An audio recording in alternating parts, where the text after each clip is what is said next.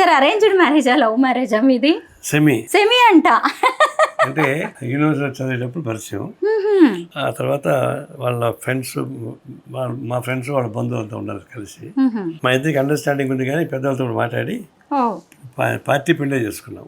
అవును sir, party పెళ్ళిళ్ళు అంటారు కదా. Political marriage. ఓహో, అంటే ఆవిడ మీకు తెలిసిన ఆవిడ మొదటి నుంచి యూనివర్సిటీలో? యూనివర్సిటీ ఎంఎస్ చేసినప్పుడు నాకు పరిచయం. అప్పుడు ఎస్ఎఫ్ అటు కొంచెం అప్పుడే కొత్తగా ఎస్ఎఫ్ బలపడతా ఉంది.